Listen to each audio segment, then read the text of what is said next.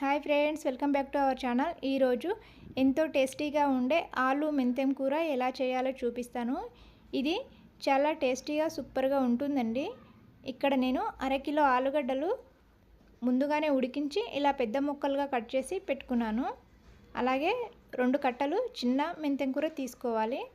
అరకిలో ఆలుగడ్డలకి 2 కట్టల మెంతెం కూర సరిపోతుందండి. ఎక్కువగా వేయడం వలన చేదవుతుంది. ఇప్పుడు స్టవ్ పై గిన్నె పెట్టి ఆయిల్ వేసుకోవాలి. ఆయిల్ వేడయ్యాక లవంగాలు, దాల్చిన చెక్క, 2 యాలకులు, బిర్యానీ ఆకులు వేసి అలాగే కట్ చేసిన పచ్చిమిర్చి, ఉల్లిపాయ వేసి ఫ్రై చేసుకోవాలి. ఇవి ఫ్రై అయ్యేలోపు మనము పచ్చిమిర్చిని మిక్సీ పట్టుకుందామండి.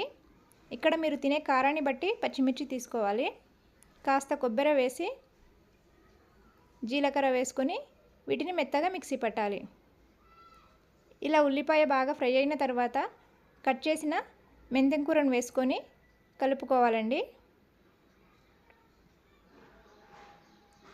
ఇలా కలిపి మూత పెట్టి ఉడకనివ్వాలి.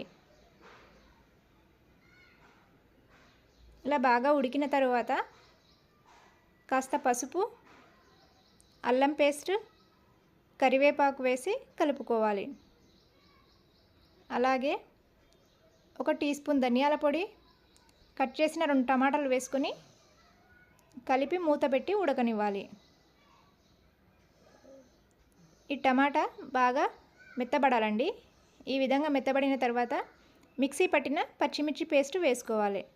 మీరు పచ్చిమిర్చి బదులు కారం పొడి కూడా వేసుకోవచ్చండి.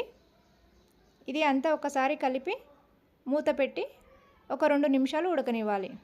ఈ విధంగా అయిన తర్వాత కట్ చేసిన ఆలుగడ్డలు వేసుకొని కలుపుకోవాలి. ఇది అంతా బాగా కలిసేలా కలిపి మూత పెట్టాలి.